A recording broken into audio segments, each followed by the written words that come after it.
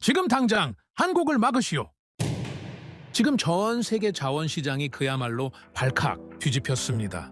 공급망의 80%를 틀어쥐고 자원 무기화를 선포한 중국의 오만함에 미국과 유럽은 순식간에 패닉에 빠졌습니다. 현대 문명의 쌀이라 불리는 그것이 끊기면 미사일도 반도체도 전부 멈출 수밖에 없기 때문이죠. 결국 미국은 전례 없는 결단을 내리게 됩니다. 2027년부터 중국산은 단 1g도 쓰지 않겠다라고 법으로 못까지 박으며 중국의 선전포고를 날린 겁니다. 하지만 대안이 없어 전전긍긍하던 미국이 최후의 보루로 찾아낸 곳은 다름 아닌 대한민국이었습니다. 강원도 영월의 깊은 땅속 32년간 숨죽여온 지구의 심장이 요동치기 시작했기 때문입니다. 승리를 자축하던 중국은 4세기 되어 침묵에 빠졌고 거기에 다급해진 미국은 제발 팔아만 달라며 백지수표를 들고 한국으로 달려오고 있는 기가 막힌 상황. 대체 무슨 일이 벌어진 걸까요? 그 전에 잠깐 1초 만에 누를 수 있는 좋아요 버튼을 꾹 눌러주시면 영상 제작에 아주 큰 힘이 됩니다. 그럼 바로 시작하겠습니다. 2027년 1월 1일 이 날짜를 기억하십시오. 이날부터 미국은 중국에서 캐고 중국에서 가공한 텅스텐을 단 1g도 무기에 쓸 수 없습니다. 법으로 정해졌죠. 우회도 안 됩니다. 중국 땅에서 나온 광물을 제3국에서 다시 녹여도 원산지가 중국이면 끝입니다. 채굴 단계부터 추적하겠다는 겁니다. 미국 역사상 이런 조항은 처음이었습니다. 저는 리처드 워커입니다. 미국 국방부와 방산업체 사이에서 25년 넘게 공급망을 분석해온 사람이죠. 화려한 직함 같은 건 없습니다. 저는 결정이 내려지기 직전에 불려가는 사람입니다. 숫자를 펼쳐놓고 이게 되는지 안 되는지를 말해주는 역할이죠. 그날도 그랬습니다. 의회 청문회장 뒤편에 서서 의원들이 서로의 목소리를 덮어씌우는 걸 지켜보고 있었습니다. 분노가 아니었습니다. 공포였죠. 의원들의 눈을 보면 압니다. 화가 난 사람은 상대를 노려봅니다. 하지만 그날은 달랐습니다. 서로를 보지 않았습니다. 테이블 위에 놓인 보고서만 보고 있었죠. 거기엔 이렇게 적혀 있었습니다. 미군이 운용하는 핵심 무기체계, 미사일 탄두부터 전투기 엔진, 장갑 관통탄까지 이 무기들의 심장부에 들어가는 소재가 텅스텐인데 그 텅스텐의 대부분이 중국산이라는 겁니다. 한 의원이 자리에서 벌떡 일어났습니다. 지금 뭐라는 겁니까? 우리 무기에 중국 광물이 들어간다고요? 답변하는 쪽도 목소리가 떨리고 있었습니다. 의원님, 텅스텐은 대체제가 없습니다. 극한의 고온을 버텨야 하고 경도가 강철의 2배가 넘습니다. 미사일이 표적을 뚫는 힘, 전투기 엔진이 3000도에서 녹지 않는 이유, 전부 텅스텐 때문입니다. 그래서 그걸 중국한테 사고 있다는 겁니까? 전 세계 텅스텐 생산량의 80% 이상이 중국입니다. 회의장이 조용해졌습니다. 저는 그 정적의 의미를 알고 있었죠. 이건 처음 듣는 이야기가 아닙니다. 다들 알고 있었습니다. 알면서도 외면해왔던 겁니다.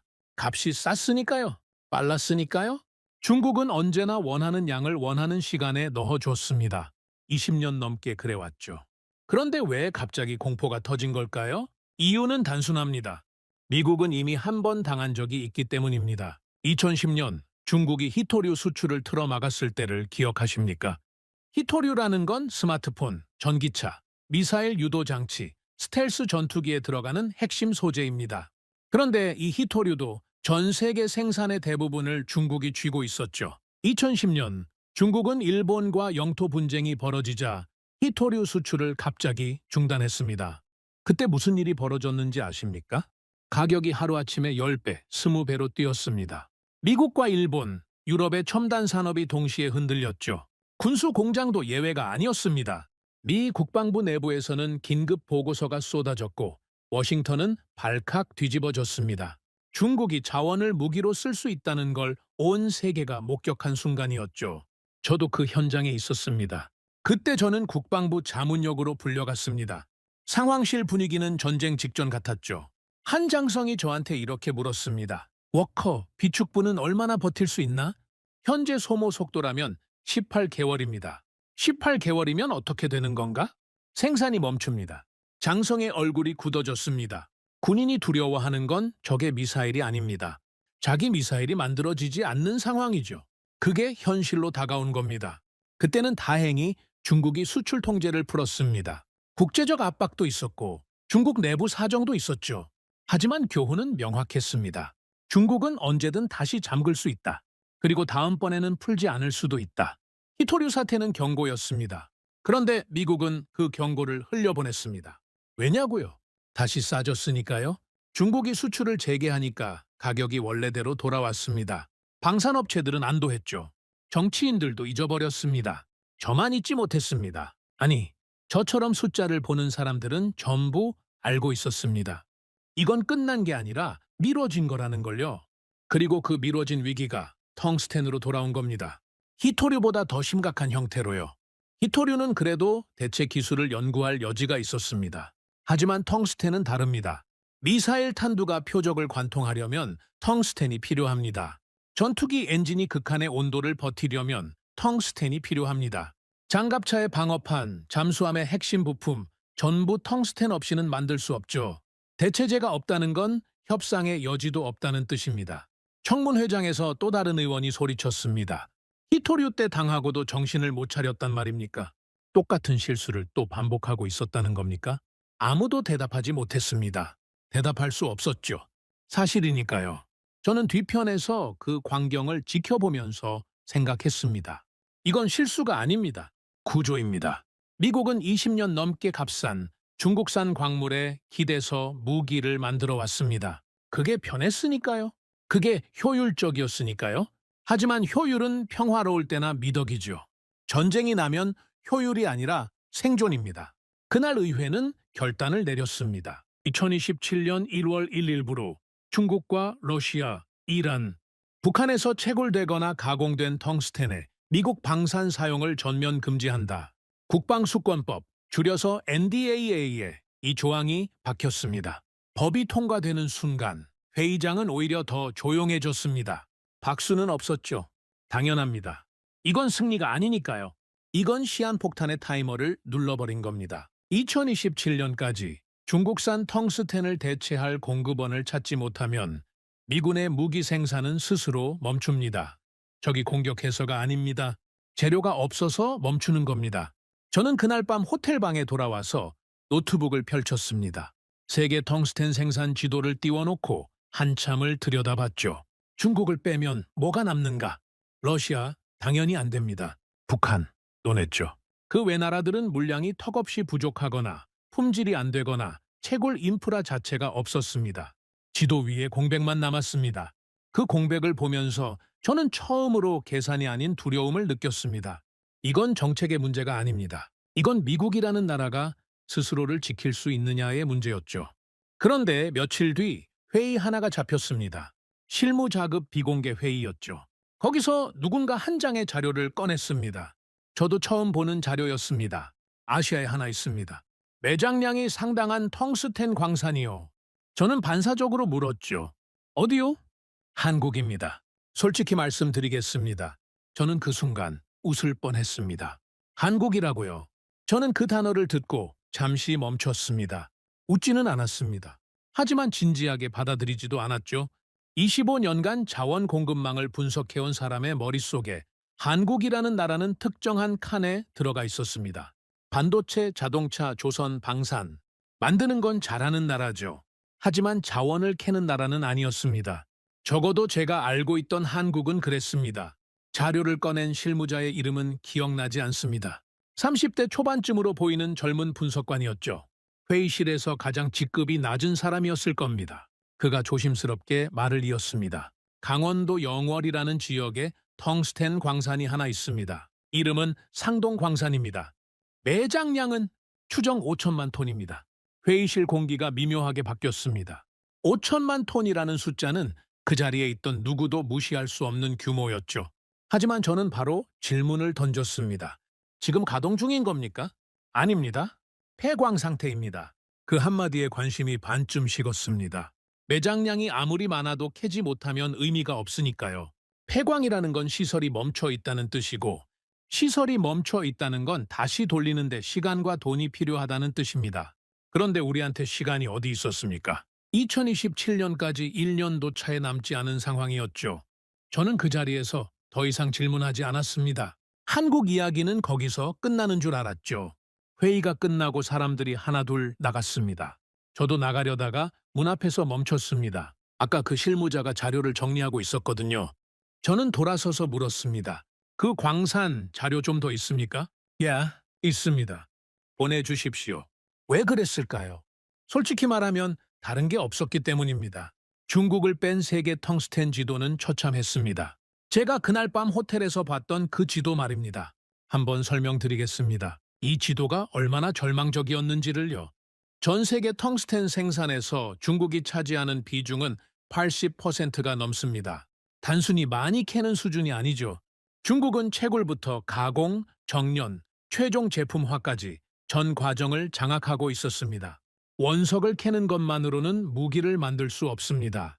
그 원석을 녹이고 불순물을 빼고 순도 99.9% 이상의 텅스텐 분말로 만들어야 비로소 미사일 탄두에 들어갈 수 있죠. 그 기술과 설비를 중국이 독점하다시피 하고 있었습니다. 나머지 20%는 어디에 있었느냐? 러시아가 일부, 볼리비아가 조금, 포르투갈과 오스트리아에 소규모 광산이 있었습니다. 하지만 러시아는 이미 제재 대상이었죠. 볼리비아는 인프라가 부족했고 유럽의 소규모 광산들은 물량 자체가 미국 방산 수요의 10분의 1도 감당하지 못하는 수준이었습니다. 제가 국방부 브리핑에서 이 상황을 설명했을 때 참석자 한 명이 이렇게 물었습니다. 호주는 어떻습니까? 캐나다는요? 호주에 텅스텐 매장지가 있긴 합니다. 하지만 개발이 초기 단계이고 생산까지 최소 5년에서 7년은 걸립니다. 캐나다는 비슷합니다. 탐사는 진행 중이지만 당장 쓸 수 있는 물량은 없죠. 그러면 대체 어디서 가져온다는 겁니까? 저는 솔직하게 답했습니다. 현재로서는 답이 없습니다. 회의실에 침묵이 내려앉았죠. 답이 없다는 말을 국방부 브리핑에서 하는 건 처음이었습니다. 저 역시 25년 경력에서 그런 말을 한 적이 없었죠. 항상 차선책이라도 있었습니다. 비용이 좀 더 들더라도 시간이 좀 더 걸리더라도 방법은 있었거든요. 그런데 이번에는 진짜로 없었습니다. 보고서마다 같은 결론이었습니다. 대안 없음, 비용 폭증, 전환에 최소 10년. 이 세 줄이 모든 문서의 끝에 붙어 있었죠. 방산업체들은 이미 패닉 상태에 들어가고 있었습니다. 록히드 마틴, 레이시언, 노스럽 그러먼 이 회사들의 공급망 담당자들이 저한테 전화를 걸어왔습니다. 하나같이 같은 질문이었죠. 워커, 대안이 있긴 한 겁니까? 찾고 있습니다. 찾고 있다는 게 무슨 뜻입니까? 있다는 겁니까? 없다는 겁니까? 저는 대답을 피했습니다. 없다고 말하면 시장이 흔들리니까요. 하지만 속으로는 알고 있었습니다. 우리가 20년 넘게 쌓아온 공급 구조가 얼마나 허약한지를요. 돌이켜보면 이건 하루아침에 생긴 문제가 아니었습니다. 미국은 자국 내 광산을 하나둘 닫기 시작했죠. 환경 규제가 강화됐고 인건비가 올랐고 무엇보다 중국산이 너무 쌌습니다. 중국은 국가 차원에서 광물 산업을 육성했습니다. 보조금을 쏟아부었고 환경 기준을 낮췄고 노동력은 넘쳐났죠. 그 결과 전 세계 광물 시장에서 중국산 가격을 이길 수 있는 나라는 사라졌습니다. 미국만 그랬던 게 아닙니다. 유럽도 일본도 호주도 마찬가지였죠. 모두가 중국산 광물에 기댔습니다. 편했으니까요. 공급이 안정적이었으니까요. 하지만 그 안정은 중국의 선의에 기대고 있었던 겁니다. 선의가 사라지면 안정도 사라지죠. 히토류 사태가 바로 그 증거였습니다. 2010년에 한번 보여줬지 않습니까? 중국은 자원을 무기로 쓸 수 있는 나라라는 걸요.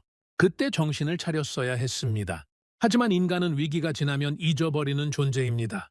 값이 다시 싸지니까 다들 안심했죠. 근본적인 구조는 하나도 바뀌지 않은 채로요. 그래서 텅스텐 위기가 터졌을 때 저는 놀라지 않았습니다. 화가 났죠. 이건 예견된 재앙이었으니까요. 경고는 충분했습니다. 경고를 무시한 대가를 치르는 것뿐이었죠. 그런 상황에서 며칠 뒤 그 실무자가 보내온 자료를 열었습니다. 상동 광산에 대한 자료였죠. 솔직히 큰 기대는 없었습니다. 폐광 하나 가지고 뭘 할 수 있겠습니까? 그런데 자료를 읽기 시작하면서 이상한 기분이 들었습니다. 상동 광산의 역사는 생각보다 깊었습니다. 이 광산은 일제강점기 시절부터 가동됐었죠. 한국전쟁 이후에는 한국의 주요 외화벌이 수단이었습니다. 1960년대 한국이 전쟁의 폐허에서 일어서던 그 시절에 상동 광산의 텅스텐이 한국 경제를 떠받치고 있었다는 겁니다. 한때 세계 텅스텐 시장에서 상당한 비중을 차지했었죠. 그러다가 중국이 가격을 무너뜨렸습니다. 1980년대부터 중국이 대량으로 텅스텐을 쏟아내기 시작하면서 국제 가격이 폭락했죠. 상동 광산은 버틸 수가 없었습니다. 채산성이 맞지 않으니 결국 문을 닫았습니다. 한국만 그랬던 게 아닙니다. 전 세계 텅스텐 광산이 같은 이유로 줄줄이 문을 닫았죠. 여기서 저는 한 가지를 깨달았습니다. 상동 광산이 문을 닫은 건 자원이 고갈돼서가 아니었습니다. 중국이 가격으로 밀어냈기 때문이죠. 자원은 여전히 땅 속에 있었습니다. 5천만 톤이 그대로요. 그리고 자료에는 더 흥미로운 내용이 있었습니다. 이 광산을 캐나다의 한 광산 기업이 인수해서 재개발을 추진하고 있었다는 겁니다. 그 기업에 미국 자본이 들어갔고 현대적인 채굴 기술과 가공 설비를 도입하는 계획이 이미 진행 중이었죠. 저는 자료를 읽다가 멈추고 안경을 벗었습니다. 창밖을 한참 바라봤죠. 이상한 계산이 머릿속에서 돌아가기 시작했기 때문입니다. 매장량 5천만 톤, 연간 100만 톤씩 채굴하면 50년을 쓸 수 있는 양입니다. 광산은 한국 영토에 있고 한국은 미국의 동맹국이죠.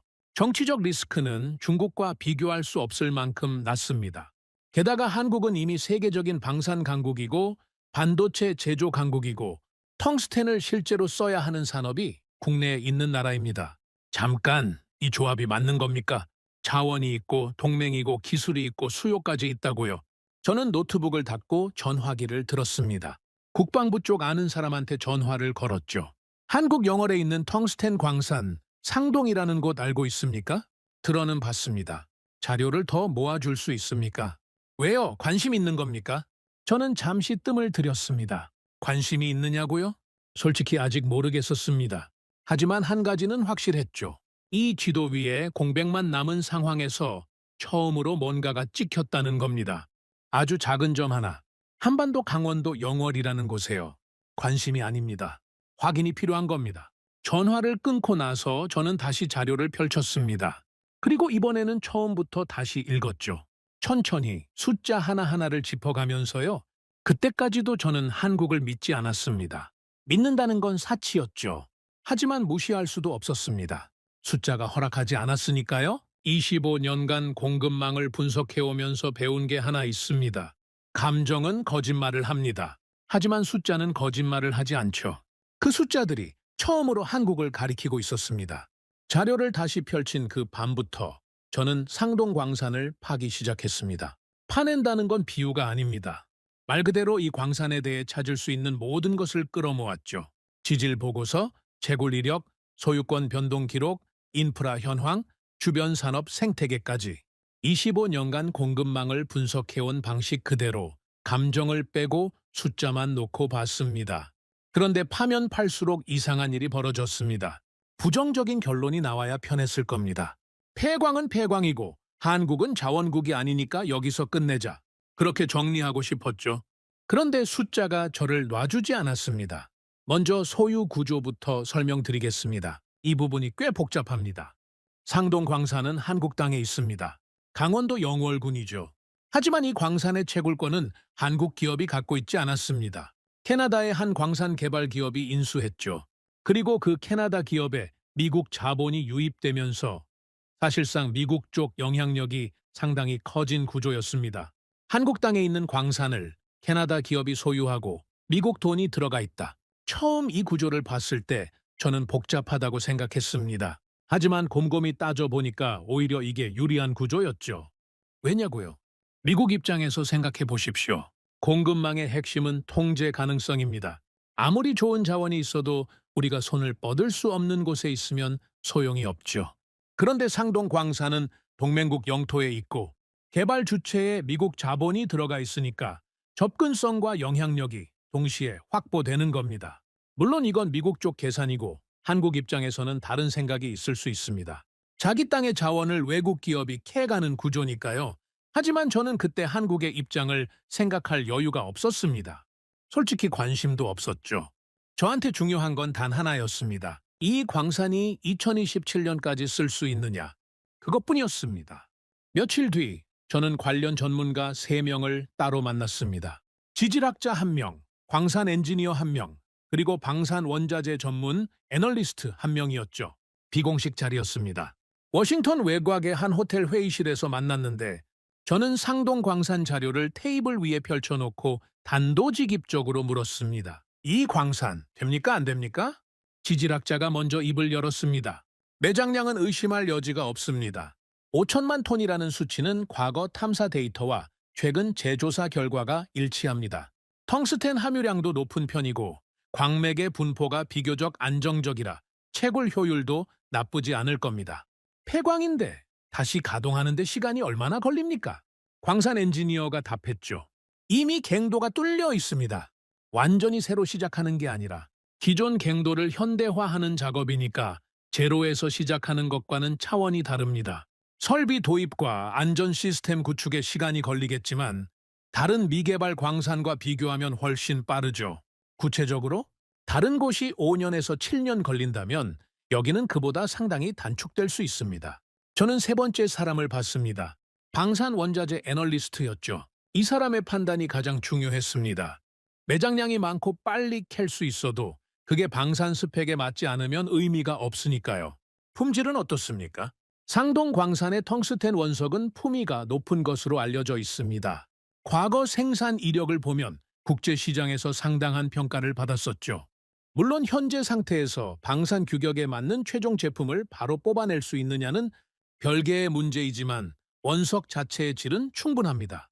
세 사람의 대답을 종합하면 이랬습니다. 매장량 충분, 재가동 가능, 품질 양호. 어느 하나도 부정적이지 않았죠?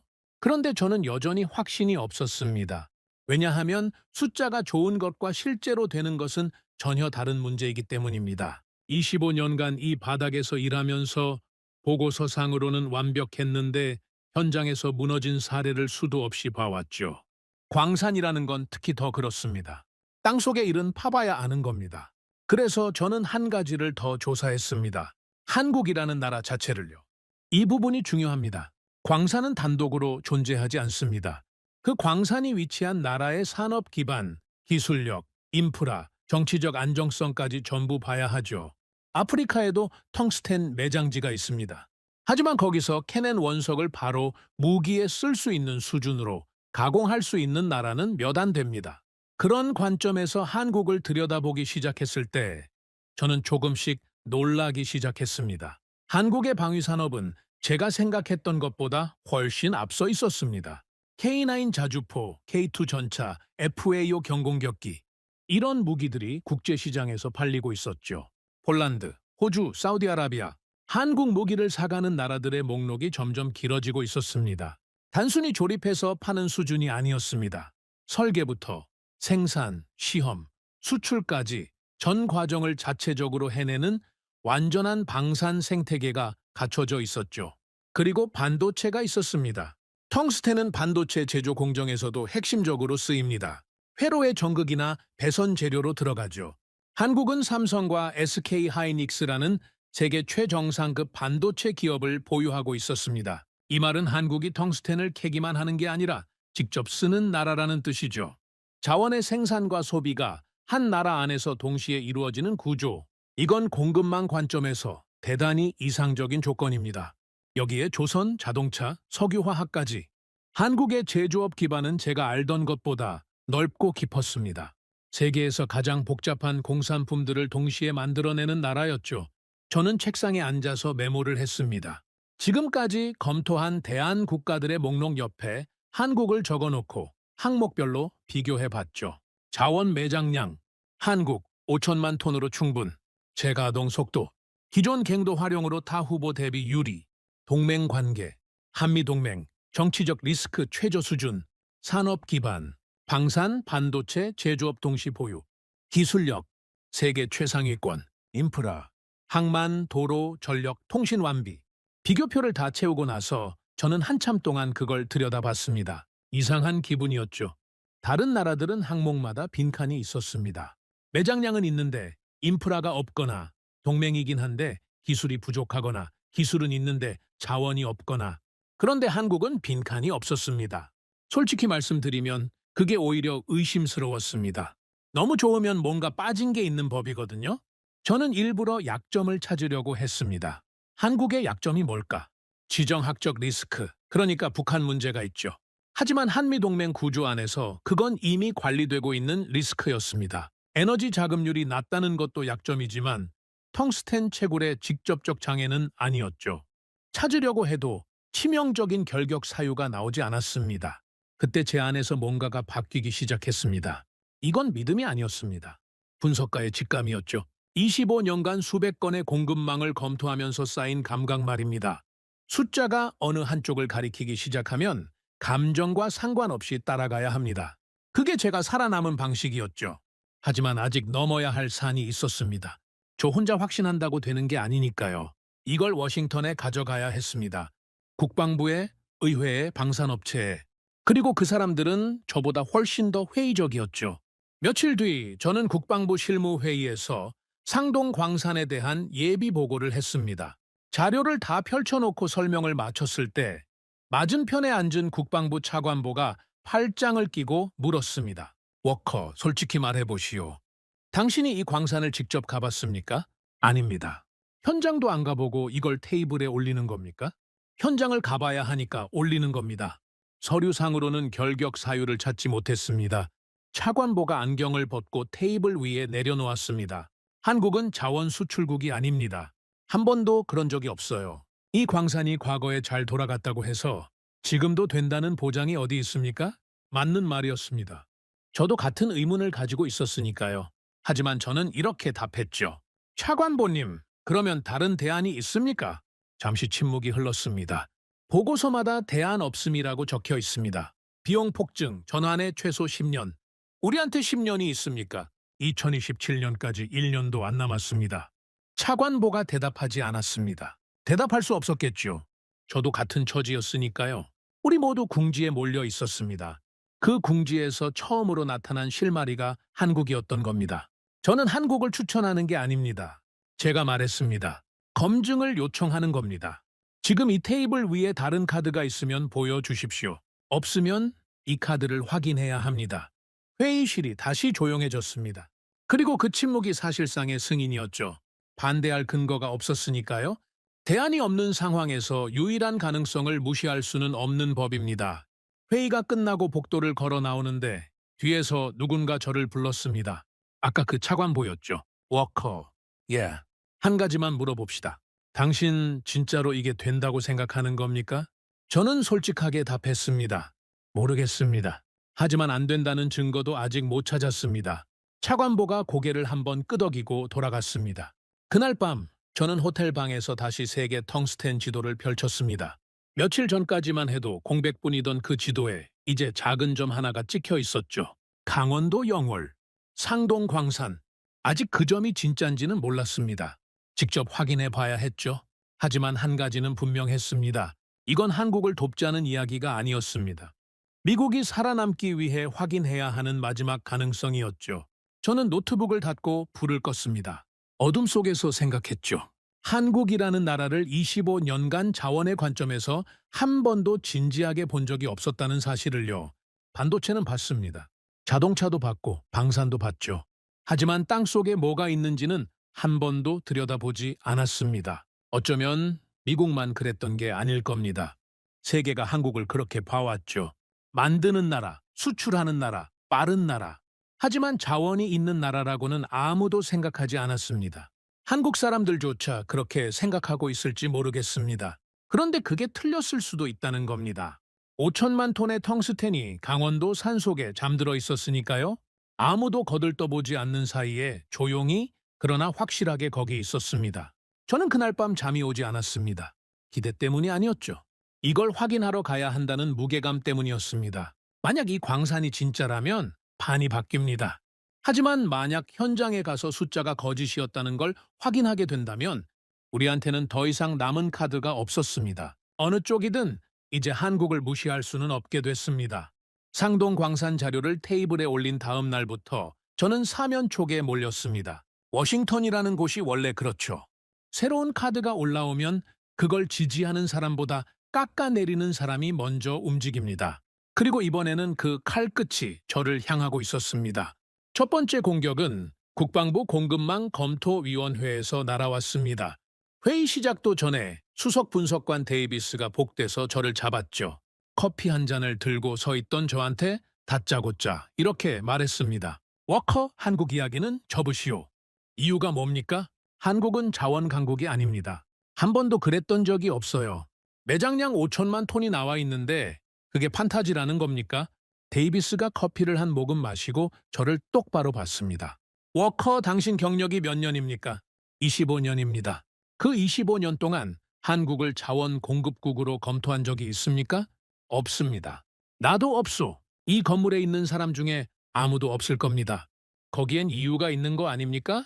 솔직히 말씀드리면 그 말에 할 말이 없었습니다. 맞는 말이었으니까요. 저도 불과 몇 주 전까지 한국을 자원의 관점에서 한 번도 진지하게 들여다본 적이 없었습니다. 한국은 반도체를 만들고 자동차를 수출하고 전투기를 조립하는 나라였죠. 땅속에 뭐가 묻혀 있는지는 제 관심 밖이었습니다. 하지만 저는 한 가지를 알고 있었습니다. 데이비스가 대안을 갖고 있지 않다는 걸요. 그러면 묻겠습니다. 다른 후보가 있습니까? 데이비스가 대답하지 않았습니다. 호주는 최소 5년, 캐나다도 마찬가지. 볼리비아는 인프라 없음, 유럽은 물량 부족. 2027년까지 가동 가능한 대안을 하나만 대보십시오. 데이비스는 커피 잔을 들어 한 모금 더 마셨습니다. 그리고 아무 말 없이 회의실로 들어갔죠. 그게 대답이었습니다. 하지만 반대는 거기서 끝나지 않았습니다. 며칠 뒤 방산업체 쪽에서 더 강한 목소리가 나왔습니다. 대형 방산업체 3곳의 공급망 담당 임원들이 국방부에 비공식 서한을 보낸 겁니다. 내용의 핵심은 이랬죠. 한국은 검증되지 않은 공급원이며 이런 불확실한 카드에 국방 공급망의 미래를 걸 수 없다. 그 서한을 전달받았을 때 국방부 차관보 윌리엄스가 저를 불렀습니다. 워커, 이거 봤소? 봤습니다. 방산업체 3곳이 동시에 반대 서한을 보낸 건 처음입니다. 당신이 올린 카드 때문에 내가 곤란해지고 있소. 저는 의자에 앉아서 윌리엄스를 봤습니다. 이 사람은 정치인 타입이 아니었죠. 실무에서 올라온 사람이고 숫자를 읽을 줄 아는 사람이었습니다. 그래서 저는 솔직하게 말했습니다. 차관보님, 저도 한국을 믿지 않습니다. 윌리엄스가 눈썹을 치켜 올렸죠. 그런데 왜 밀고 있는 겁니까? 밀고 있는 게 아닙니다. 다른 게 없으니까 확인하자는 겁니다. 저한테 화내실 게 아니라 저 서한을 보낸 사람들한테 물어보십시오. 한국이 안 된다면 어디가 되느냐고요.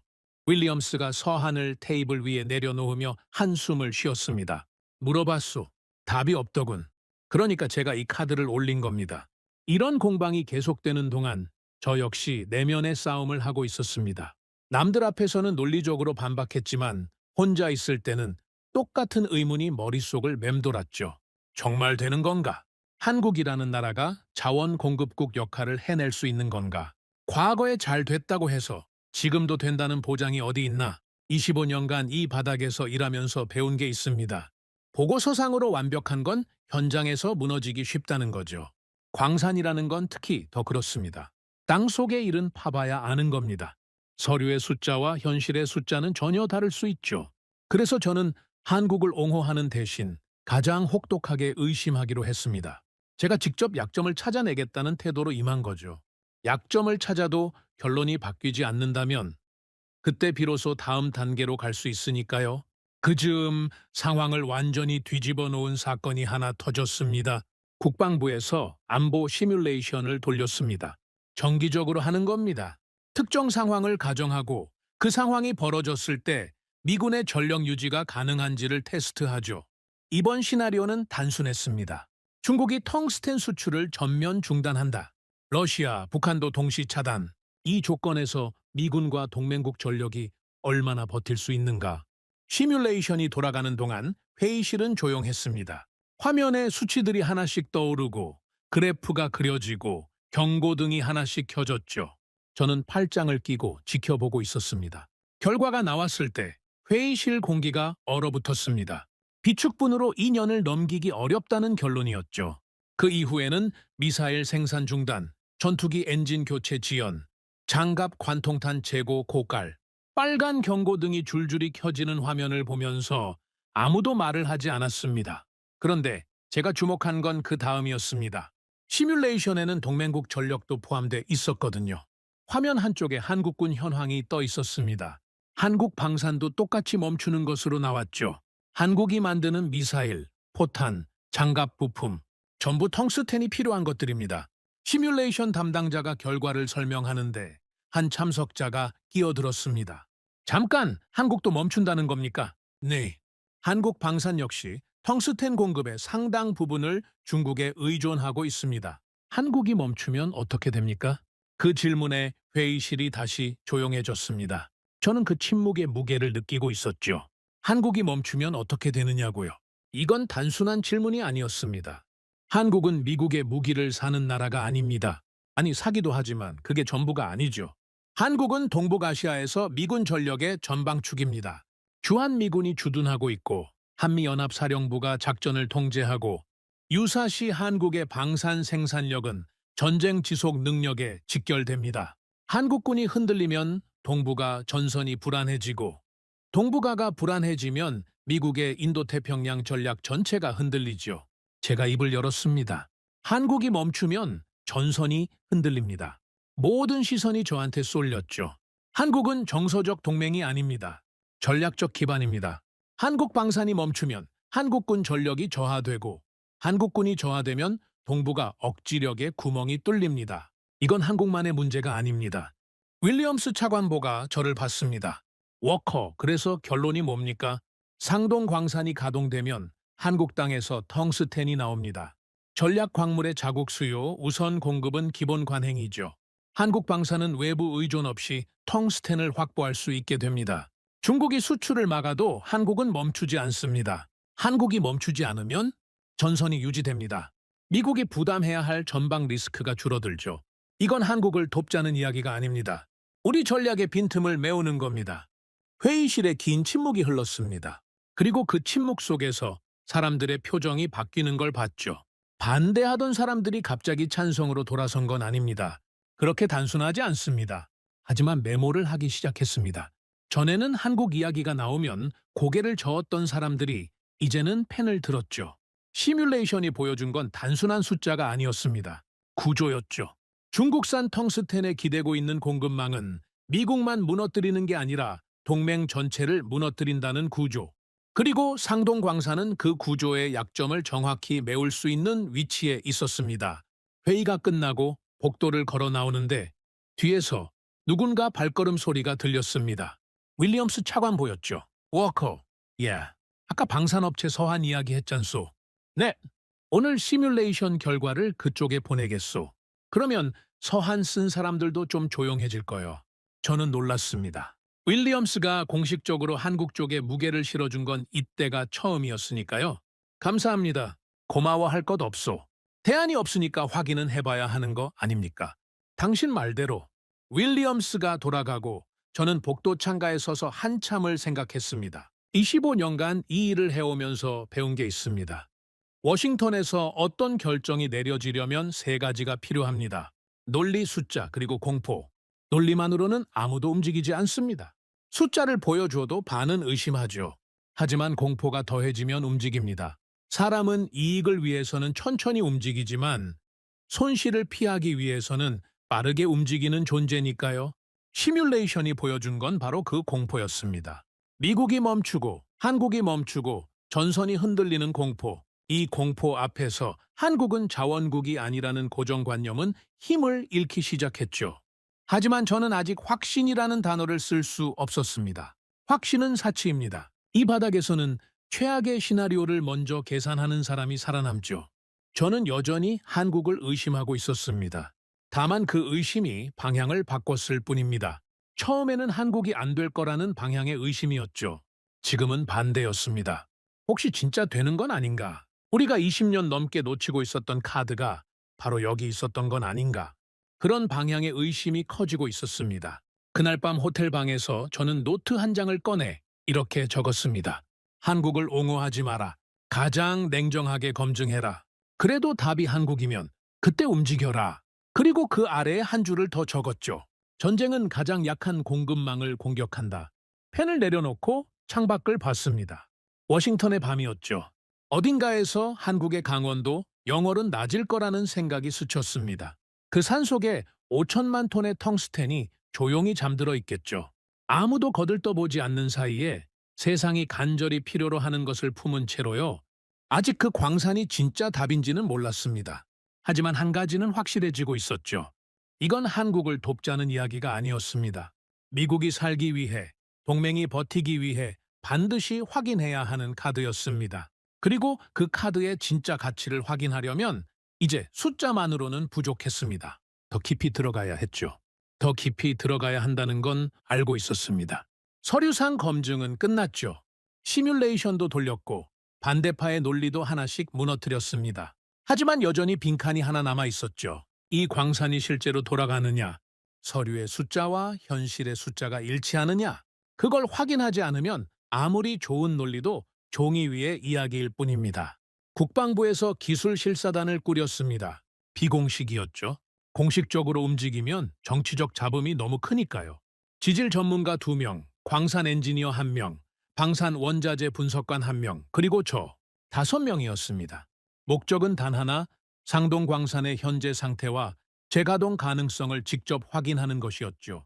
출발 전날 밤, 윌리엄스 차관보가 전화를 걸어왔습니다. 워커, 내일 출발이라면서요. 예. 한 가지만 부탁합시다. 좋은 소식을 가져올 필요는 없소. 정확한 소식을 가져오시오. 그럴 겁니다. 그리고 하나 더. 혹시 현장에서 안 된다는 결론이 나오면 그것도 숨기지 말고 그대로 보고하시오. 우리한테 필요한 건 희망이 아니라 현실입니다. 알겠습니다. 전화를 끊고 짐을 쌌습니다. 노트북 보고서 파일, 측정 장비 목록, 그리고 빈노트 한 권. 이 노트에 현장에서 본 것을 있는 그대로 적을 생각이었죠. 비행기 안에서 저는 상동 광산의 역사를 다시 한번 정리했습니다. 이 광산의 이야기를 제대로 이해하려면 한국이라는 나라가 어떤 길을 걸어왔는지를 알아야 했으니까요.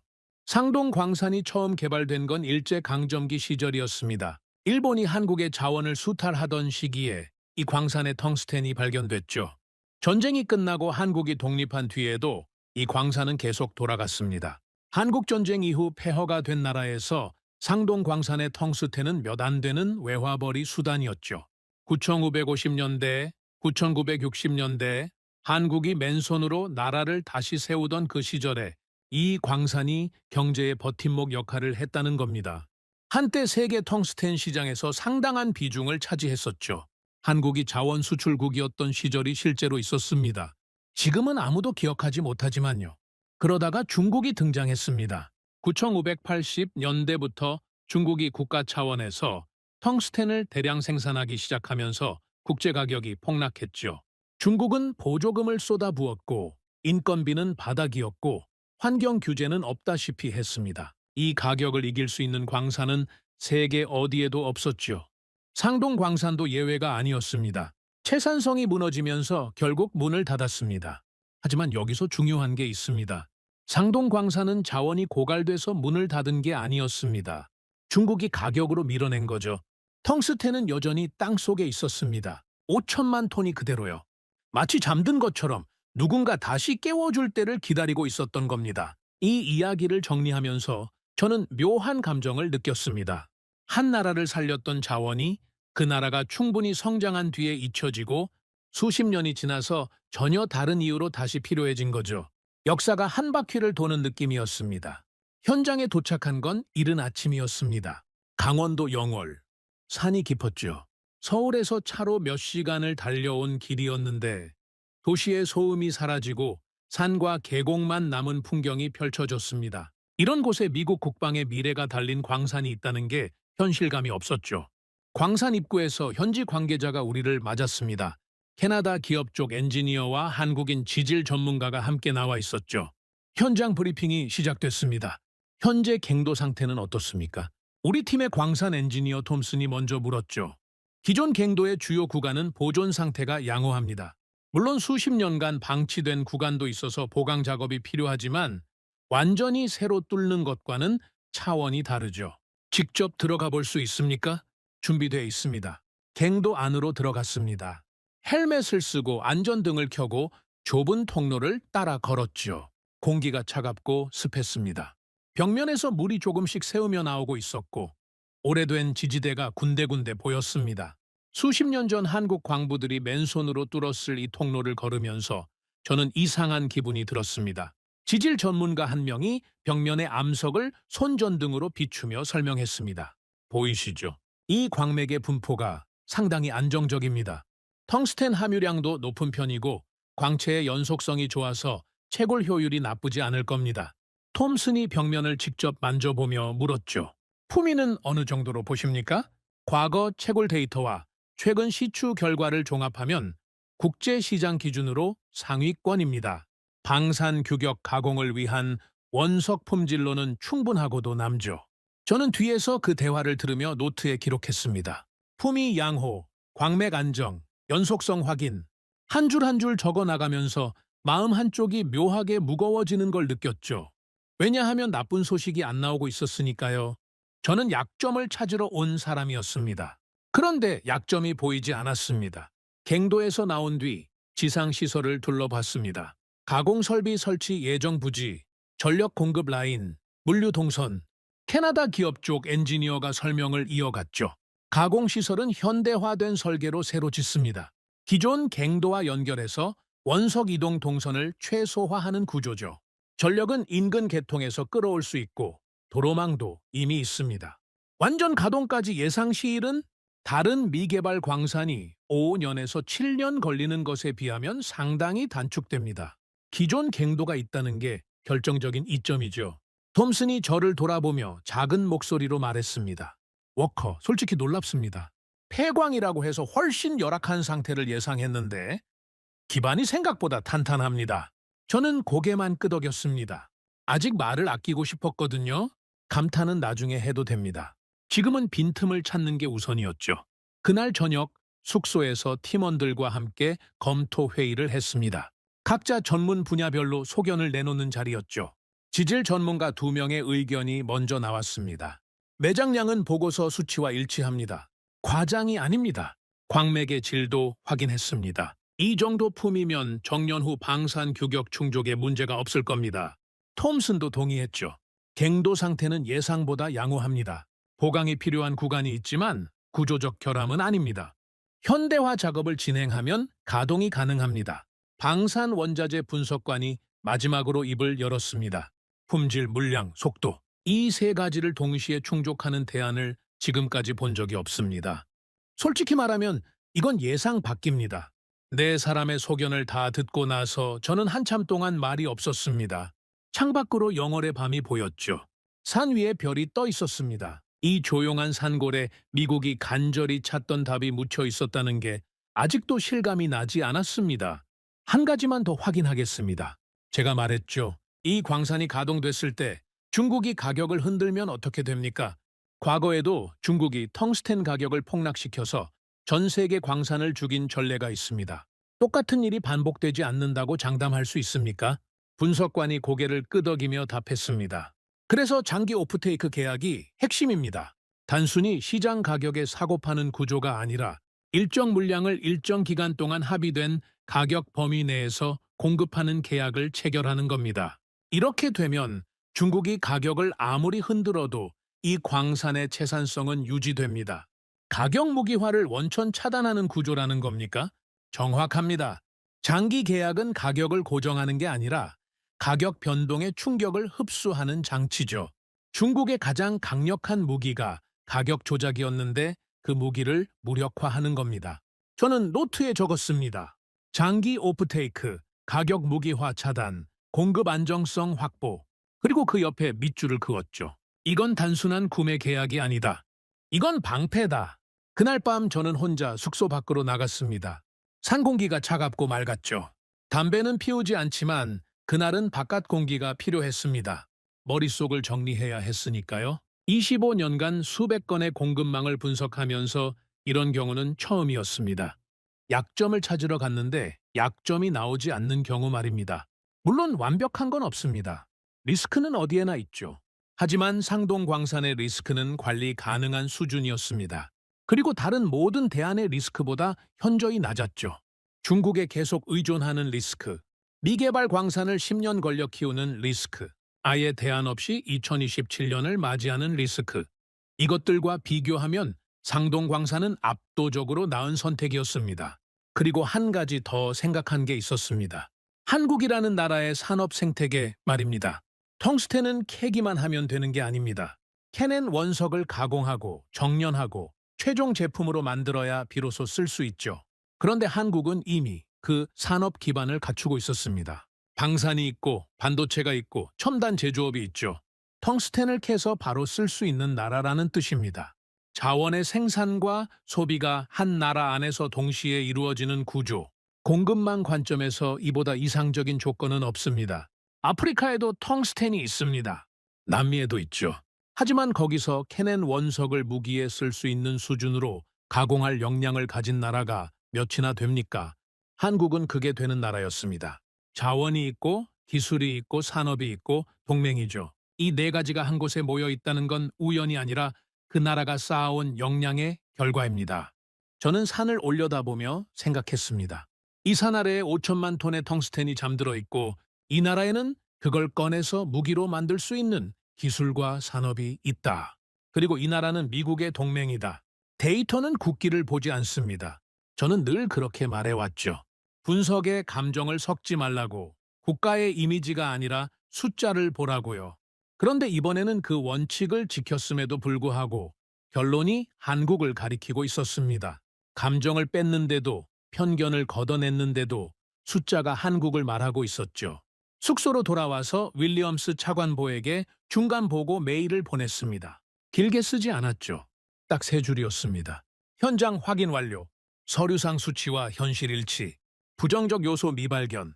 상세 보고서는 귀국 후 제출하겠음. 보내고 나서 노트북을 닫았습니다. 그리고 빈 노트를 다시 꺼냈죠. 약점을 찾겠다고 가져온 그 노트에는 약점 대신 확인된 강점들만 빼곡하게 적혀 있었습니다.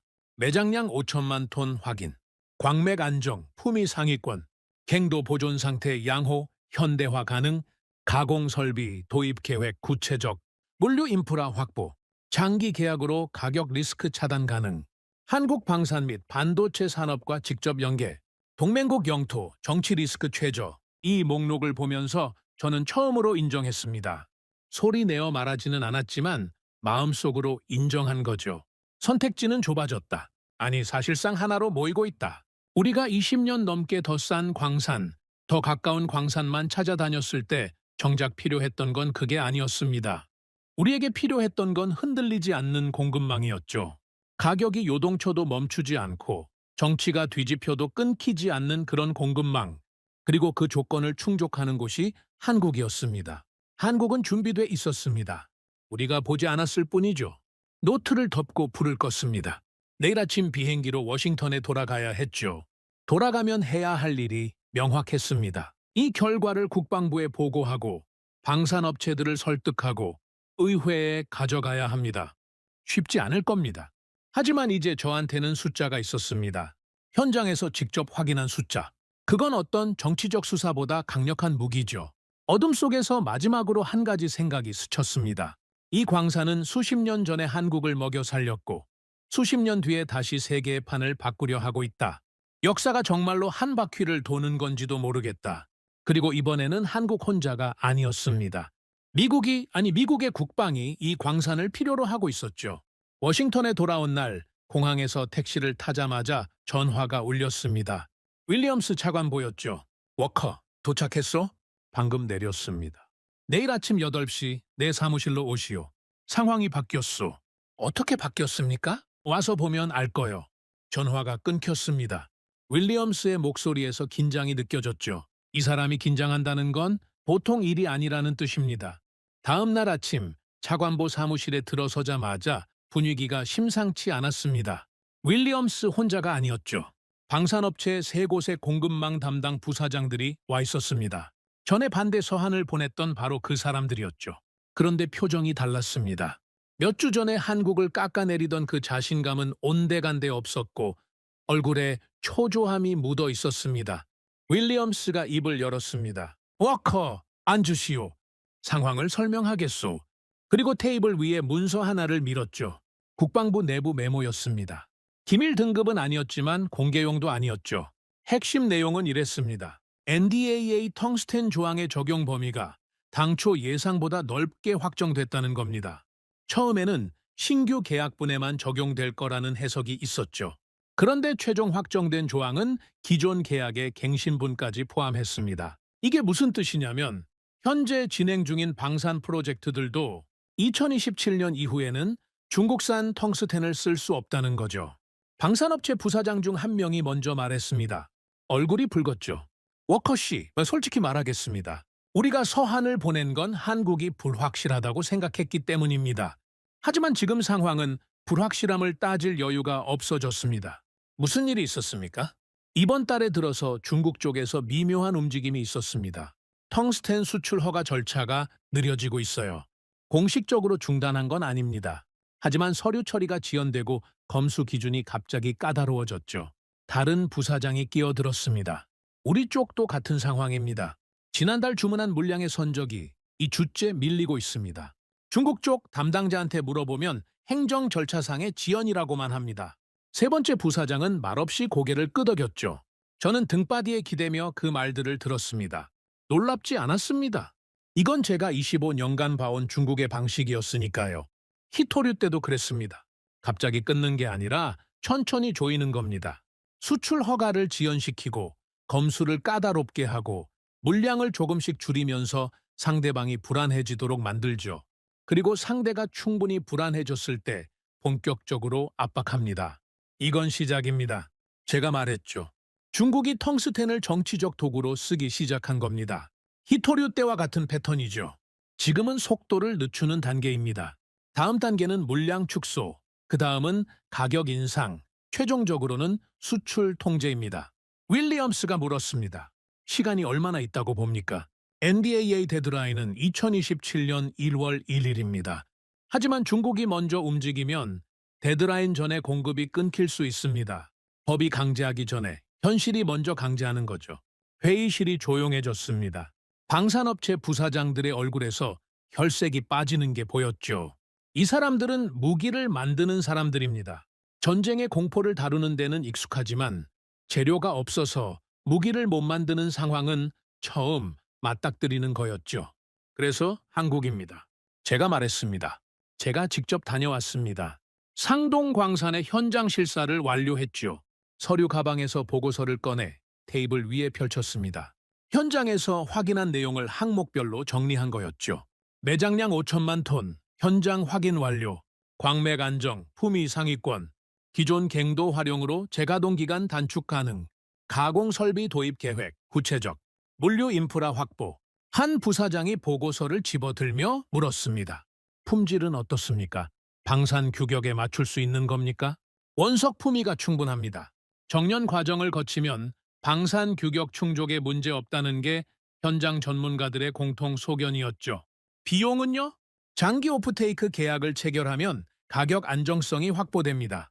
중국이 가격을 흔들어도 채산성이 유지되는 구조를 만들 수 있죠. 장기 계약이라면 몇 년을 말하는 겁니까? 최소 10년 이상의 공급 계약입니다. 이건 단순히 광물을 사는 게 아닙니다. 공급망 자체를 재편하는 거죠. 3명의 부사장이 서로를 봤습니다. 몇 주 전에 이 사람들이 보낸 서한에는 한국은 검증되지 않은 공급원이라고 적혀 있었죠. 그런데 지금 그 서한을 쓴 손으로 상동광산 보고서를 넘기고 있었습니다. 상황이 사람을 바꾸는 겁니다. 윌리엄스가 테이블을 한번 두드렸습니다. 워커, 결론을 말해보시오. 이 광산으로 2027년 데드라인에 맞출 수 있는 겁니까? 쉽지 않습니다. 하지만 불가능하지도 않죠. 다른 모든 대안이 5년에서 10년을 말하고 있는 상황에서 상동광산은 그보다 훨씬 빠른 타임라인을 제시하고 있습니다. 기존 갱도가 있다는 게 결정적입니다. 다른 카드는 없습니다. 제가 단호하게 말했죠. 물량, 속도, 신뢰. 이 3가지를 동시에 만족하는 곳은 한국뿐입니다. 저는 25년간 전 세계 공급망을 뒤져왔습니다. 이 3가지를 동시에 충족하는 대안은 상동광산 외에 없습니다.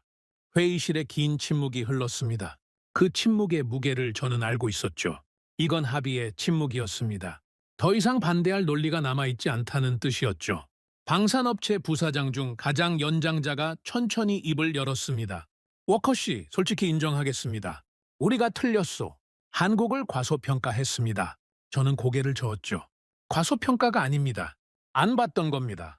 저도 마찬가지였죠. 25년간 한국의 땅속을 한 번도 들여다보지 않았습니다. 윌리엄스가 자리에서 일어났습니다. 여수, 다음 단계로 넘어갑시다. 그 말이 사실상의 결정이었습니다. 공식 승인은 아직 아니었지만 방향은 확정된 거죠. 워싱턴에서 방향이 정해지면 나머지는 속도의 문제입니다. 회의가 끝나고 사람들이 하나둘 나갔습니다. 저는 마지막으로 나가면서 윌리엄스와 눈이 마주쳤죠. 워커, 예. 한국에서 돌아온 뒤로 당신 눈빛이 달라졌소. 그렇습니까? 전에는 가능성을 말했소. 지금은 확신을 말하고 있어요. 저는 잠시 생각했습니다. 확신이라는 단어를 제 입으로 쓴 적은 없었거든요. 하지만 윌리엄스가 틀리지 않았죠. 영월의 그 갱도 안에서 벽면의 광맥을 직접 보고 숫자가 현실과 일치한다는 걸 눈으로 확인한 순간 뭔가가 바뀌었습니다. 확신이라기보다는 의심할 근거가 사라진 겁니다. 윌리엄스가 웃었습니다. 처음 보는 웃음이었죠. 그게 당신한테는 확신이나 마찬가지 아닙니까? 사무실을 나와서 복도를 걸었습니다. 국방부 건물의 긴 복도를 걸으면서 생각했죠. 이 결정의 의미가 단순히 텅스텐을 어디서 사오느냐에 그치지 않는다는 걸요. 이건 미국이 한국을 바라보는 시선 자체가 바뀌는 순간이었습니다. 한국은 더 이상 무기를 사가는 나라가 아니었죠.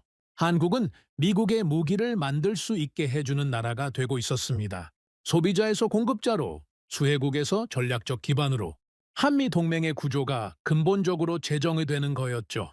그리고 이건 한국 안보에도 직접적인 이점이 있었습니다. 상동 광산이 가동되면 한국 방산은 더 이상 외부 텅스텐 공급에 목을 매지 않아도 됩니다.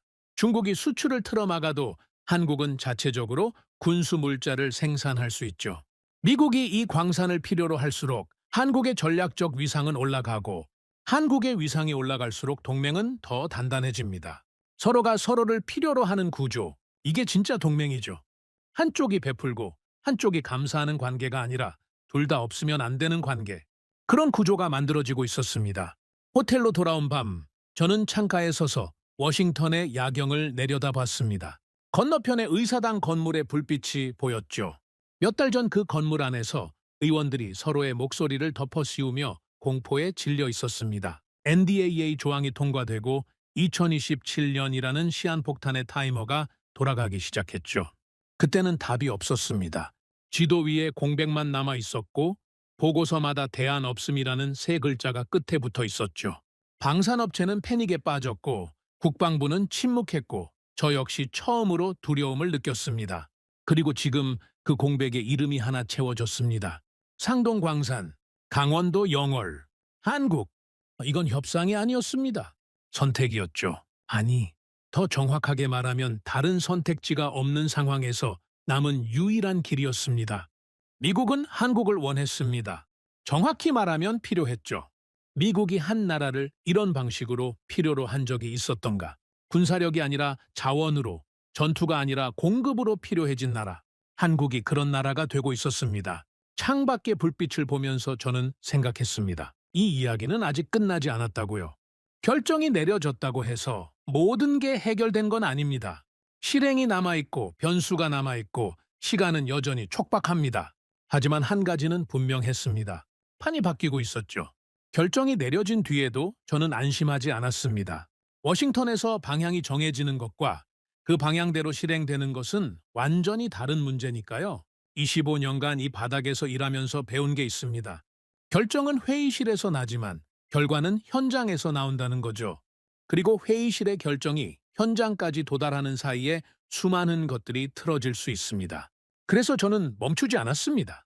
보고서를 정리하고 브리핑 자료를 만들고 관련 부처와 방산업체들을 돌아다니며 같은 이야기를 반복했죠. 상동광산의 현황, 재가동 타임라인, 장기 계약 구조, 한국의 산업 기반. 같은 숫자를 다른 사람들 앞에서 수십 번을 말했습니다.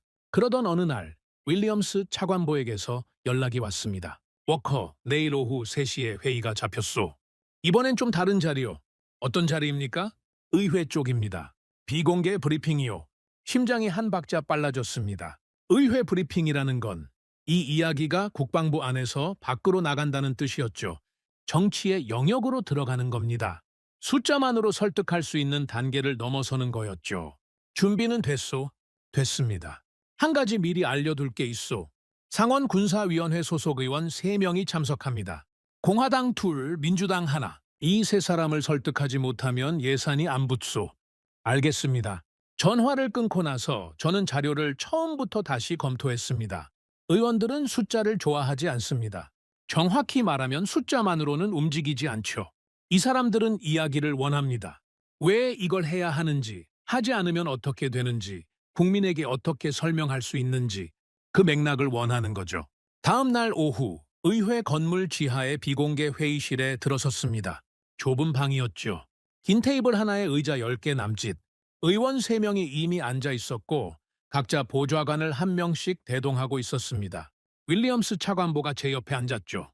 공화당 소속 로버츠 의원이 먼저 입을 열었습니다. 70대 초반의 백발 노인이었는데 군 출신이라 말이 직선적이었죠.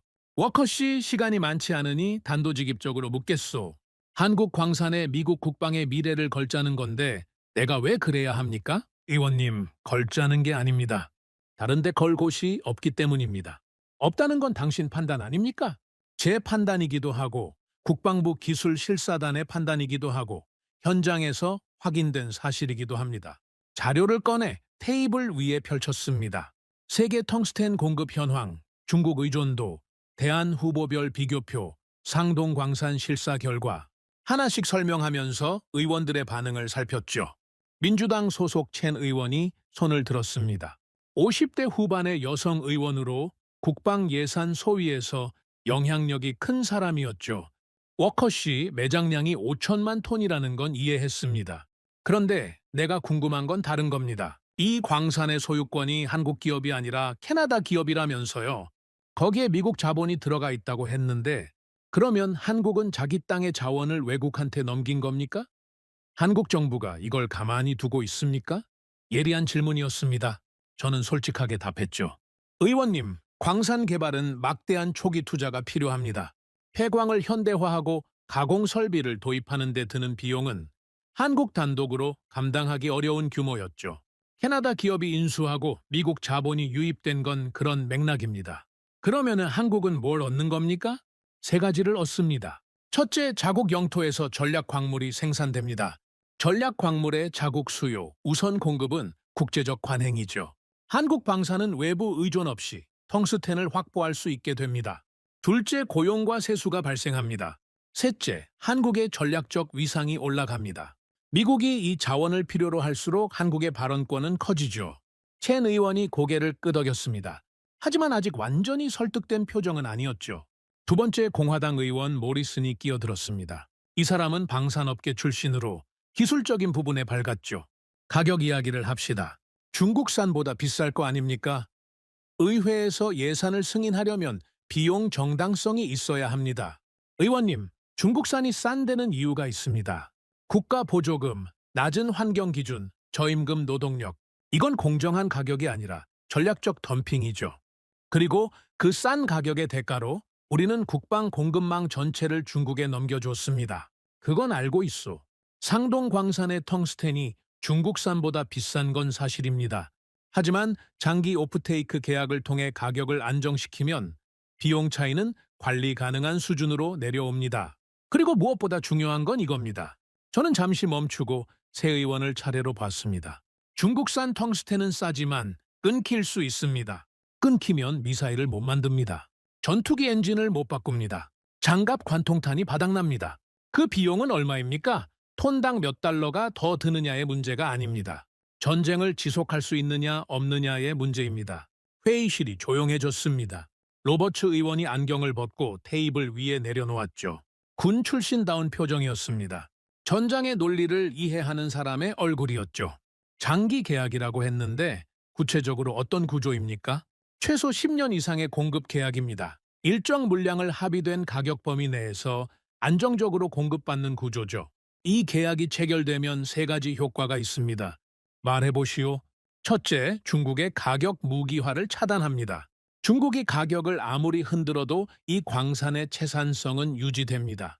둘째, 방산업체들이 안정적으로 생산 계획을 세울 수 있습니다. 원자재 공급이 보장되니까요. 셋째, 동맹국인 한국의 방산 기반도 동시에 안정됩니다. 세 번째가 무슨 뜻이요? 한국 땅에서 텅스텐이 나오면 한국 방산도 그 혜택을 받습니다. 한국이 자체적으로 군수 물자를 안정 생산할 수 있게 되는 거죠. 한국군이 안정되면 동북아 전선이 안정되고 동북아가 안정되면 미국의 인도태평양 전략이 안정됩니다. 이건 돈으로 환산할 수 없는 가치입니다. 첸 의원이 메모를 하고 있었습니다. 모리슨 의원도 자료를 넘기며 숫자를 확인하고 있었죠. 로버츠 의원만 저를 똑바로 보고 있었습니다. 워커 씨, 마지막으로 하나만 묻겠소. 말씀하십시오. 당신은 이 광산이 진짜 된다고 믿는 겁니까? 25년 경력을 걸고 저는 한 박자 쉬었습니다. 이 질문에 대한 답을 신중하게 골라야 했죠. 믿는다고 하면 주관적으로 들리고 데이터가 그렇다고만 하면 회피하는 것처럼 들립니다. 의원님, 저는 25년간 공급망을 분석해오면서 한 번도 믿음으로 판단한 적이 없습니다. 항상 숫자로 판단했죠. 그리고 이번에도 숫자로 판단했습니다. 그래서 숫자가 한국을 가리키고 있습니다. 매장량, 품질, 속도, 비용, 동맹 신뢰, 산업 기반. 모든 항목에서 상동광산은 현존하는 유일한 실행 가능 대안입니다. 저는 이 숫자를 의심하려고 했습니다. 약점을 찾으러 현장까지 갔죠. 그런데 찾지 못했습니다. 잠시 침묵이 흘렀습니다. 의심할 근거가 사라졌을 때 남는 건 결론뿐입니다. 로버츠 의원이 천천히 고개를 끄덕였습니다. 그리고 옆에 앉은 보좌관에게 뭔가를 속삭였죠. 보좌관이 메모를 하는 게 보였습니다. 첸 의원이 말했습니다. 예산 소위에서 검토하겠습니다. 추가 자료가 필요하면 요청하겠소. 모리슨 의원도 동의했죠. 기술 검토 보고서를 정식으로 제출해 주시오. 상임위에 올리겠소? 회의가 끝났습니다. 1시간 반짜리 브리핑이었는데 체감으로는 5시간은 된 것 같았죠. 회의실을 나오면서 윌리엄스가 제 어깨를 한번 쳤습니다. 잘했소, 워커. 아직 끝난 게 아닙니다. 알라. 하지만 고비는 넘겼소. 로버츠가 고개를 끄덕인 거 봤소? 저 사람이 고개를 끄덕이면 군사위원회는 넘어가는 거요.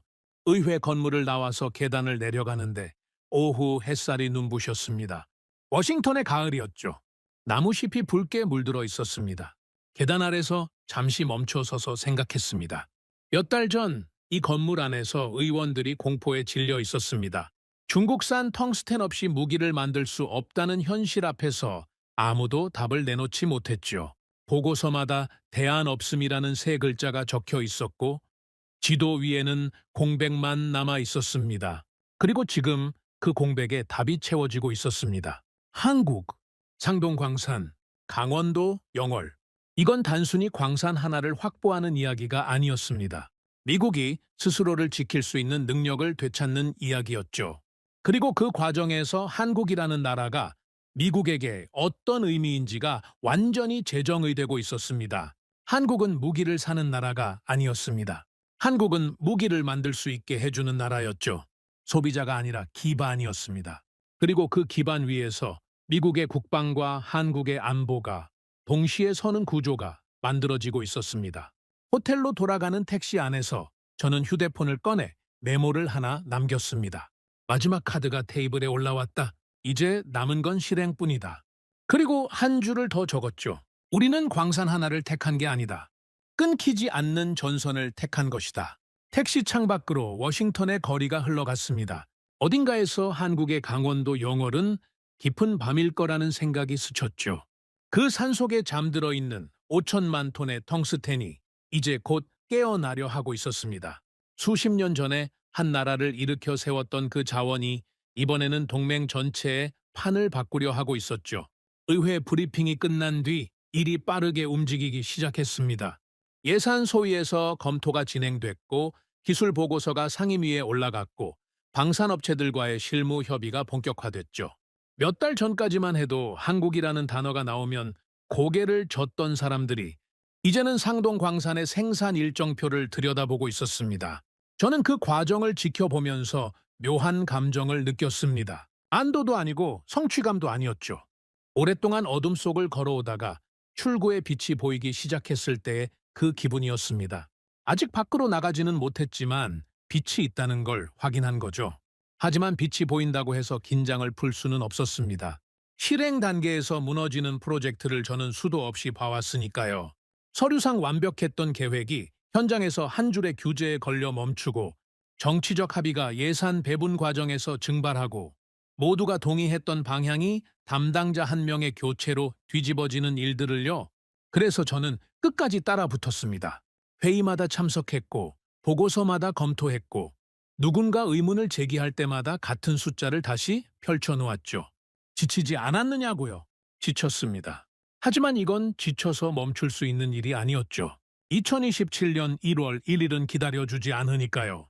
어느 날 저녁, 저는 집 서재에 앉아서 오래된 파일 하나를 꺼냈습니다. 20년도 넘은 자료였죠.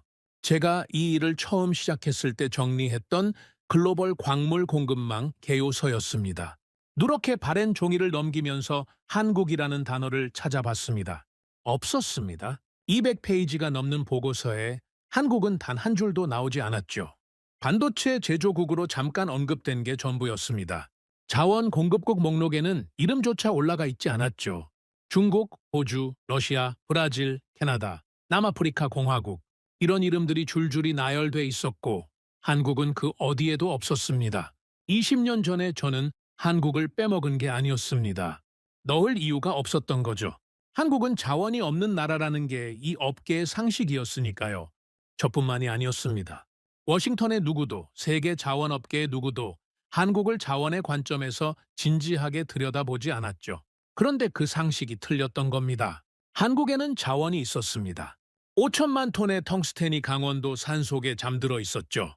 수십 년간 아무도 거들떠보지 않는 사이에 세상이 간절히 필요로 하는 것을 품은 채 조용히 기다리고 있었습니다. 저는 그 오래된 보고서를 덮으면서 생각했습니다. 자원이 없는 나라라는 말이 얼마나 쉽게 만들어지고 얼마나 오래 지속되는지를요. 한국 사람들도 그렇게 믿고 있을 겁니다. 어릴 때부터 들어온 말이죠. 우리나라는 자원이 부족한 나라다. 그래서 사람이 자원이다. 그래서 열심히 일해야 한다. 이 말이 한국을 여기까지 끌고 온 건 사실입니다. 자원이 없으니까 기술을 키웠고 기술로 세계 시장을 뚫었고 반도체와 자동차와 조선과 방산에서 세계 최정상급이 됐죠. 하지만 이 말에는 빠진 게 있었습니다. 한국은 자원이 없는 나라가 아니었습니다. 자원을 지켜낸 나라였죠. 상동광산의 역사를 떠올려 보십시오. 일제강점기에 발견됐고 한국전쟁 후 폐허위에서 나라를 먹여 살렸고 중국의 가격 공세에 밀려 문을 닫았습니다. 하지만 자원은 사라지지 않았죠. 5천만 톤이 그대로 땅속에 남아 있었습니다. 한국이 맨손으로 일어서고 세계 경제의 한 축이 되고 방산 강국이 되는 동안 그 텅스텐은 산속에서 조용히 기다리고 있었던 겁니다. 자원이 없었던 게 아닙니다. 때가 아니었을 뿐이죠. 그리고 지금 그때가 온 겁니다. 미국이 간절히 필요로 하는 순간에 한국의 땅이 답을 내놓은 거죠. 이걸 우연이라고 부를 수 있겠습니까? 저는 우연이라고 생각하지 않습니다. 이건 한 나라가 수십 년간 쌓아온 것들이 한꺼번에 의미를 갖게 되는 순간입니다. 자원이 있습니다. 그걸 캐낼 기술이 있습니다. 캐낸 걸 바로 쓸 수 있는 산업이 있습니다. 방산이 있고 반도체가 있고 세계에서 가장 복잡한 공산품을 동시에 만들어내는 제조업 기반이 있죠. 그리고 이 모든 것 위에 미국과의 동맹이 있습니다. 이 조합이 한 나라에 전부 갖춰져 있다는 게 저는 아직도 놀랍습니다. 며칠 뒤 국방부에서 최종 보고 회의가 열렸습니다. 윌리엄스 차관보가 주재했고 관련 부처 실무자들과 방산업체 대표들이 참석했죠.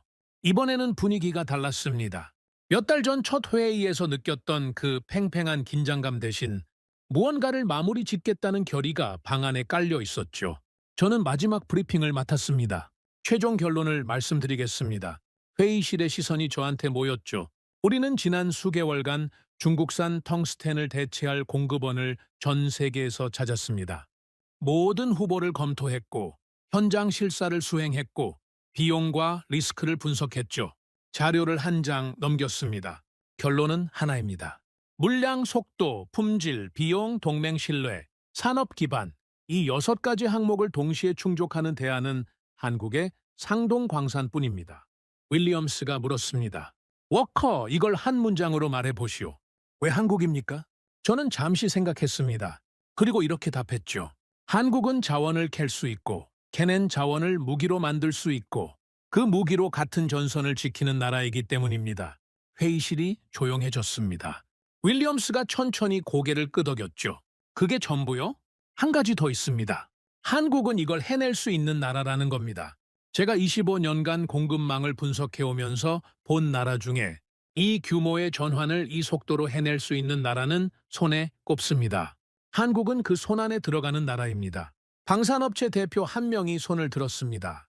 몇 달 전 반대 서한에 이름을 올렸던 바로 그 사람이었죠.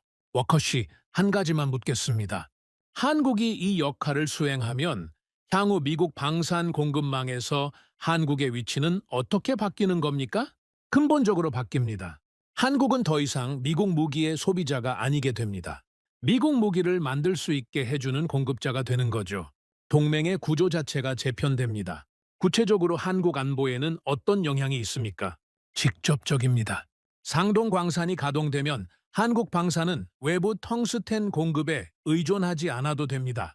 중국이 수출을 틀어막아도 한국은 자체적으로 군수물자를 생산할 수 있죠. 한국군이 멈추지 않는다는 건 동북아 전선이 흔들리지 않는다는 뜻입니다. 그리고 동북아가 흔들리지 않는다는 건 미국의 인도태평양 전략이 안정된다는 뜻이죠. 그가 고개를 끄덕이며 메모를 했습니다. 몇 달 전에 한국은 검증되지 않은 공급원이라고 적었던 그 손으로요. 회의가 끝나고 사람들이 하나씩 자리에서 일어났습니다. 악수를 나누고 짧은 대화를 주고받았죠. 저는 자료를 정리하면서 이 회의실에 처음 왔던 날을 떠올렸습니다. 그때는 지도 위에 공백만 남아 있었고 보고서마다 대안 없음이라는 세 글자가 적혀 있었죠.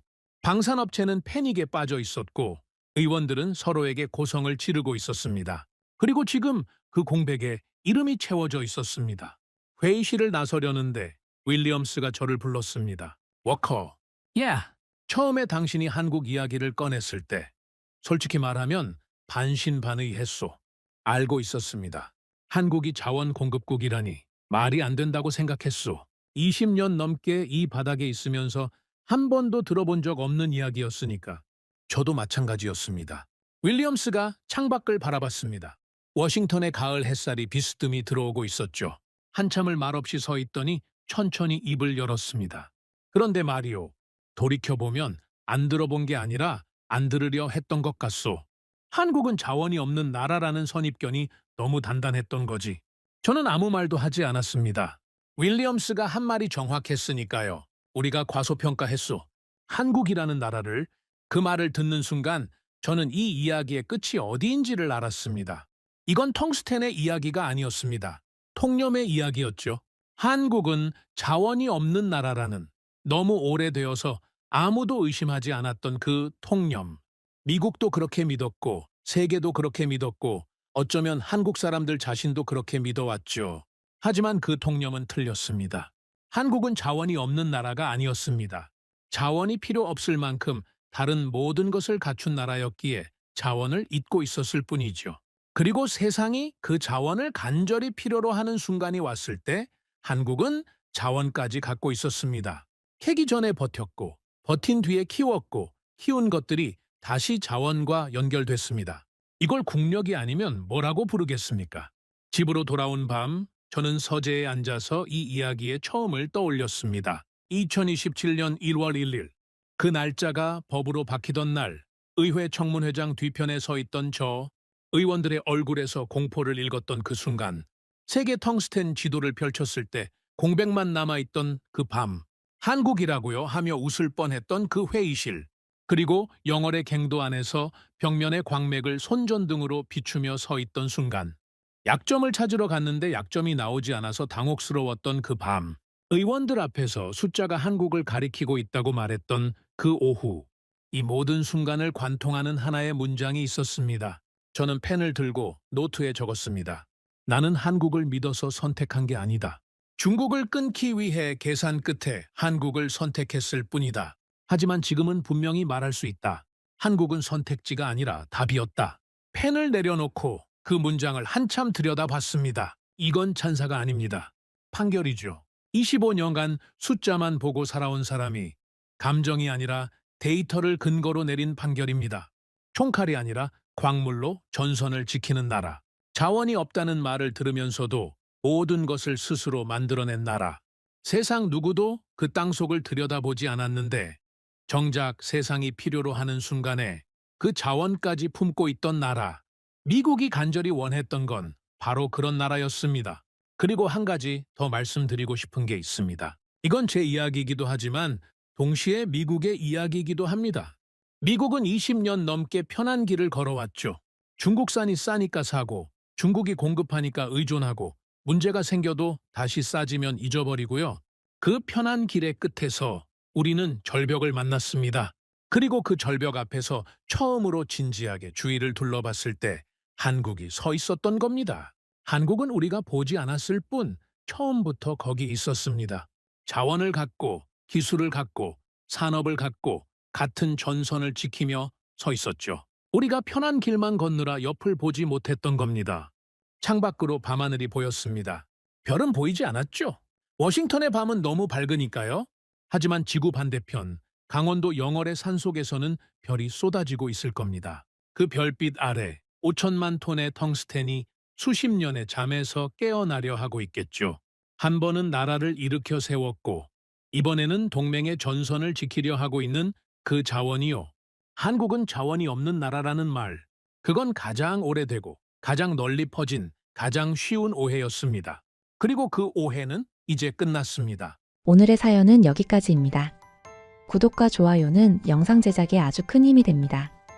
지금까지 감동테라스 저는 소희였습니다. 오늘도 우리 구독자님들의 가정에 따뜻한 행복이 가득하시길 진심으로 바라겠습니다. 긴 영상 끝까지 시청해주셔서 정말 감사합니다. 내일 더 좋은 이야기로 찾아뵙겠습니다. 감사합니다.